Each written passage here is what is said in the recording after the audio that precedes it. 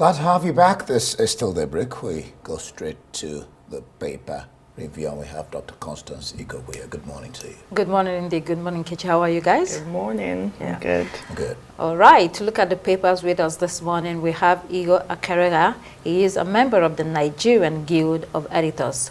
Thanks for joining us, Igwe. Welcome, and let's begin with this day newspaper. In this day, Komolafe, ongoing licensing round will boost Nigeria's oil gas reserves. YFG must be supported after decades of failed attempts. Finally, subsidy is gone. NNPC sells petrol for 1,030 naira per litre in Abuja, 998 in Lagos. CBN, BOI, DBN signed tripartite agreement to unlock funding to women-owned enterprises. YFG must do, or what FG must do to support the most vulnerable with cash payments, fight corruption, and lead by example. I mean, this article, it's an analysis, really. It speaks to life after total deregulation and how government can't mitigate the heavy impact of the high cost of fuel. It talks about cash payments, fighting corruption, investing in infrastructure, especially transport. We've been here before. The dramatic increase in cost of fuel has taken time to get to this price. In the past, there have been these suggestions all along the way before we got to this point. However, none of these things have happened. Igwe, do you think there will be any difference this time? Well, I do not see any difference. The headline by this day is very interesting. Finally, subsidy is gone. But on May 29 last year, the president said that subsidy was gone. So what do we believe? Is it the policy statement by the president, or now what is happening with the latest increase? This is about 430% increase in about 17 months. So Nigerians are actually in a state of flux. Nobody to believe at this point. It appears we have not seen the end. So I do not think that there is anything to expect from this. We just hope that the prices remain stable. But this is an extreme policy that is further going to deepen the poverty level of many Nigerians.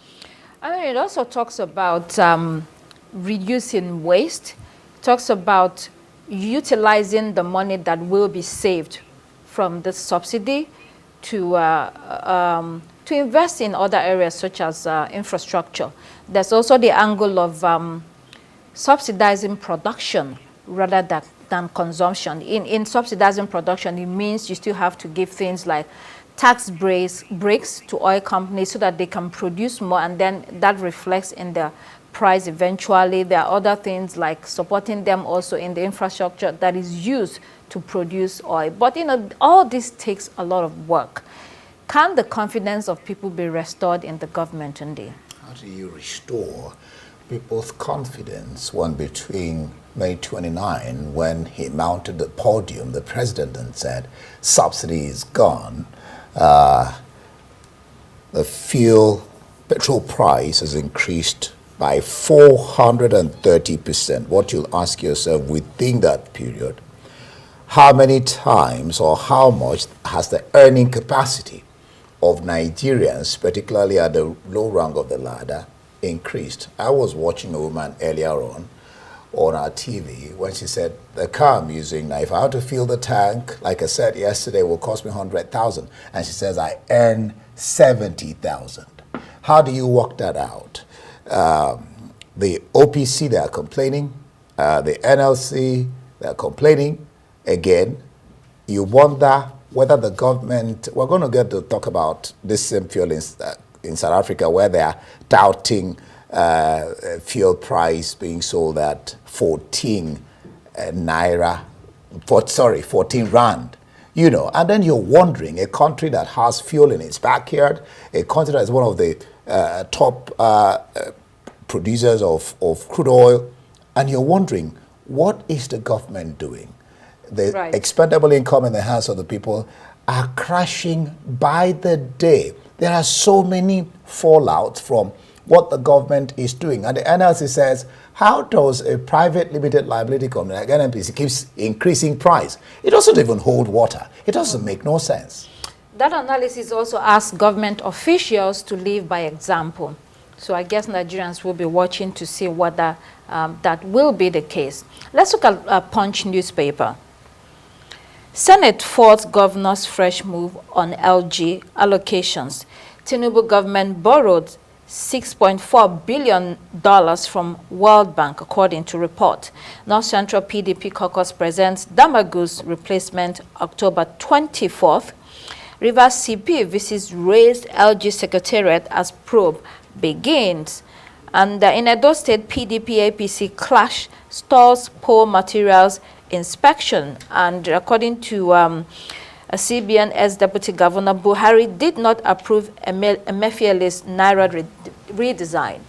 NLC demands reversal as fuel queues resurface. It's only the Nigerian Labour Congress is saying that the government must return fuel to its original price.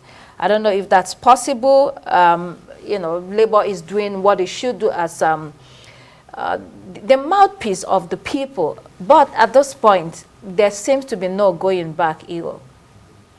Well, what Labour is saying is their usual ritual. Once prices are increased, Labour will reject it and ask for a reversal, and it ends there. Nothing gets done thereafter. So Nigerians are beginning to see the NLC as also complicit in these extremist economic measures that the government is taking. I do not agree that fuel prices should be increased. As Indy said earlier, in South Africa, they are even thinking of reducing the pump price of fuel.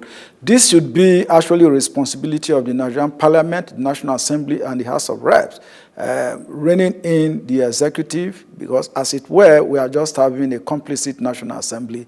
Whatever the executive says through its agencies, the National Assembly does not say anything.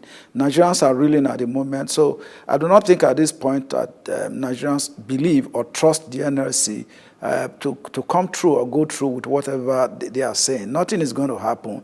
This latest increase has come to stay. It is also coming at a time that I learned that the government also is importing fuel from Mauritius, that vessels are already bringing in fuel. And of course, the Port Harcourt refinery is also, there are plans to also transform the Port Harcourt refinery to a blending plant. So the government is not sincere, it's very opaque, it's not transparent in the petrol management side of the economy. So Nigerians at this point are the behest of the government. Nkechi, total deregulation has dire consequences in a country where majority of people are poor.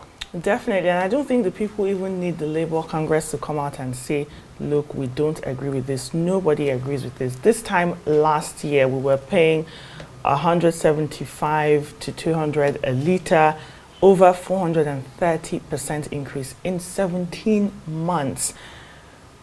NNPC, supposedly a private company, acting like a monopoly, setting prices, no transparency, zero transparency for Nigerians. For the average Nigerian, all these things we're saying is just big English to them. What it means for an average Nigerian is just less food on the table, less mobility, more despair. Ripple effects on goods and services. Manufacturers are already saying, look, production cost is going to spiral. If people cannot move around, they cannot go to work, which means jobs are at risk as well. With inflation already biting hard, it's just difficult to see how Nigerians will survive, how small businesses will survive, and how Nigerians will just survive and take care of themselves, take care of their children. The president, during his inauguration speech, like you said, promised actual policies. He said, look, the money that we're going to save, we're going to put it in infrastructure, education, healthcare. 17 months after, Nigerians want to point at something and say, oh, this is what we are suffering for. These are the tangible results that we've been suffering for all these months. And we cannot point, and even the CNG buses, right, we cannot point and see them. Well, the NLC is asking for an inclusive economic blueprint from the government. It's right to ask that, so we're waiting to see if that if that will be a reality. Let's look at Daily Trust. PDP crisis, party leaders clash over article Wike. NLC demands petrol hike reversal. We've seen that before. NNPCL, NPA, NAT, 570 others score low in transparency accountability, according to report. Concerns over hurdles to mental health care in Nigeria. Let's look at the PDP crisis. Well, the infighting within the party, People's Democratic Party, continues, with party members divided over two main dramatis personae, Alhaji Atiku Abubakar and Minister of the FCT, Nyesom Wike. These two men do not seem to be good for the party. Their personal ambitions have overshadowed everything and has contributed to the wrecking of the PDP. Well, absolutely. The crisis in the PDP appears to be a resilient ghost that will never go away, and it's not promising to go away soon. So what are the issues here? Former Vice President Atiku Abubakar and the FCT Minister Nyesom Wike, these were very good friends in the past when the going was good, but because, as you rightly pointed out, because of their individual interest, political ambition, it is already affecting the PDP, which was at the helm of affairs in this country for about 16 years. The PDP, which was a very strong party, is reeling at the behest of just two men. I think members of the PDP at this point, we need to rise up. From what the papers have reported this morning, the North Central has presented a candidate to replace Damagun, the acting national chairman of the PDP. We hope that goes through, but there are also interest within the PDP that is propping up Damagun to remain. And Damagun, so far, his leadership style has not put the PDP in the proper shape that it should be, either as a political party or as a party that is ready to take back power in 2027. And so the issues are just there. They are beginning to deepen. And if you look at that against the backdrop of what is happening in Rivers State, then your guess can be best imagined. The Guardian, frustration, hardship sink more Nigerians into depression. More pains for Nigerians at PMS hits 1,000 Litre, threatens survival. Emefiele violated Naira redesign procedure as CBN chief testified. We've seen that story before. Army detains general over theft of palliative rice military equipment. Former commander of the 3rd Brigade in Kano, M.A. Sadiq, allegedly diverted palliative rice from the defense headquarters meant for soldiers under his command. He also stole military equipment, including a heavy Meccano duty generator from the military training camp in Kano State. You have to wonder, how did such a person become a military officer and rise to the level of commander? The army is an elite institution, meant for people of impeccable character. Eagle. Yes, I agree with you. The army is an institution that embodies even the sovereignty of Nigeria in terms of defending the external boundaries of the country. Now, with the behavior of M.A. Sadiq, the commander of the 3rd Brigade in Kano, involved in theft. I mean, this resonates very negatively with the image of the military. And if you look at this against the backdrop of complaints by the other ranks in the military, and of course, weighing that against the fight against insurgency, insecurity, a lot of people have in the past alluded to the fact that there is corruption in the military. Now, this has come barefaced with a top general, getting involved, stealing off generator military equipment and diverting rice. I mean, what is that for? I understand the general is already detained in the army headquarters here in Abuja. So we'll wait to see. We hope that this will not be swept under the carpet. The problem with Nigeria is people who are corrupt, are treated with kid gloves. Big interest will wane at some point and nothing will be heard of it. We hope that this issue will be dealt with transparently, openly, and then the outcome will be known to Nigerians. This is not a good news for the army. I mean, Igor, to your point, he has been dismissed from his position. I'm sure that investigations continue. We don't know whether he will be dismissed entirely from the military. But Ndi, we hear from junior officers who oftentimes complain that their seniors divert resources meant for them. This is a clear example of that.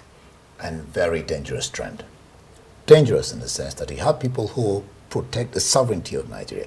They will be, or they are being demotivated. When you take what belongs to them, I mean, aside the fact of one sits down and you wonder at that level, what is he doing with rice? Why is he diverting it to? What is he using it for? I mean, I don't even want to talk about the equipment, but rice. For the low cadre in the military, you divert it. He can afford a bag of rice, definitely. Which one is afford a bag of rice? Which is a top officer? Right. So these things crack your head. And like Ego said, the challenge we have in our nation is that people who engage in these sorts of activities are treated with kid gloves. So there is no, others will just get in and they will say, nothing will happen. You remember the case of, was it Buhari government, the one of cutting grass, the former chief of staff. Up to today, I don't think anything has happened about it. So these are the challenges we face as a nation. Nobody gets dealt with when they commit this base, what I call base, this is base corruption. Yeah, and just quickly, I think this also brings us back to when different sectors of the country say, look, we need funding, we don't have enough funding. Now you have resources meant for your men and you're diverting it. So this now comes back to transparency and managing efficiently the resources that you already have before always talking about, because Nigeria, whenever there's an issue, we need funding. Meanwhile, the resources that we already have, we cannot account for. So that's just one of the points. Great points, Nkechi. Let's look at the international headlines. Daily Graphic. Organized labor rescind Galamsey strike. Government acts on concerns. The strike was intended to start today to raise concerns about the destruction of the environment, including pollution of water bodies in the name of small-scale mining. Moments before the strike was called off, the president committed, and he also directed the army to intensify Operation Halt illegal mining. Here, the people of Ghana understand the repercussions of destruction of the environment. It makes the job of the government easier, or doesn't it? Yes, I agree. It makes the job of the government easier. Illegal mining activities in Ghana is popularly called this Galamsey. The Galamsey thing, people just, in small clusters, they move into the forest, the water bodies, and then they embark on indiscriminate search for all kinds of mineral resources, and it has adversely affected the ecosystem of Ghana. What lesson do we have to draw from that? Now, in Nigeria, we have illegal miners all over the country. There are ungoverned spaces in parts of the country, particularly in the north, that even the military cannot get into because of illegal activities of whether foreigners or Nigerians themselves getting involved in illegal mining. So the example of Ghana is quite instructive here. The president is deploying the military and security services to curb this. I think there's a lesson here for Nigeria to draw from. Okay, citizens South Africa, cutting levies, state all talk, no action. Lowering price does not entail scrapping too few levies. South Africans are asking the government to act more and speak less when it comes to fuel tax cuts. The Minister of Mineral Resources said yesterday at an event that the government was discussing ways to reduce fuel costs, including lowering the fuel levy and the road account accident fund. All across the world, concerns about energy security and the cost of fuel, because it has a multiplier effect, Nkechi. Yes, I mean, the government, they say in South Africa, just loves to tell them what they can potentially do. But it's better to just do it and then come and tell us, look, this is what we have done. These are the plans that we've put in place. But most importantly, since we've had all this crisis around the world, I think they've had some temporary reductions in South Africa, and it's a good step. Don't forget that this takes a lot of work. It takes a lot of planning. It takes a lot of time. You can't just wake up and say, look, we're going to reduce per litre to 23 Rand, 14 Rand. It takes a lot of work. And I know that in the past couple of months, they've seen some temporary reductions in that area. Yeah, let's look at metro.co.uk. Leadership contest. Tory fight veers to the right. Hardliners Badenoch and Jenrick will lead the party after voters change chaos cleverly. Is the race for the conservative leadership. Kemi Badenoch and Robert Jenrick are the top favorites to replace Rishi Sunak. Badenoch is of Nigerian ancestry, by the way. She's come far, hasn't she, Igor? Yes, initially, nobody gave Badenoch, any chance, but gradually she has been able to up her ante politically within the British system. In the early votes that came in, former Foreign Secretary James Cleverly was leading the two contenders, Kemi Badenoch and Robert, So, but with this latest round of votes, Kemi Badenoch had 42, and then Jenrick had 41. So that makes them the top contenders. But of course, within the Tories, they regard these two as far-right candidates. So we wait to see what happens. There will be larger voting that will encompass thousands of members of the Labour Party that will finally decide who leads the party going into the next rounds of election. All right, finally we'll look at the Washington Post. Netanyahu's rivalry with Israeli defense minister complicates Israeli response to Iran attack. The story indicates there's a division inside the Netanyahu government. There are also differences between the Prime Minister Benjamin Netanyahu and the White House with regard to how to respond to Iran. These differences are coming at a critical juncture. Joe Biden has said, do not attack nuclear programs and oil facilities. Netanyahu seems to differ when it comes to this. So they have that tussle there, and this is problematic at this point in the day. Yeah, indeed. I mean, it got to the point that just some minutes or thereabout before Gallant was to travel to meet Lloyd Austin, his counterpart in America, Netanyahu stopped him from traveling. The idea was that because he spoke to Biden yesterday, they spoke on for 30 minutes. He did not want, he has friction with Biden.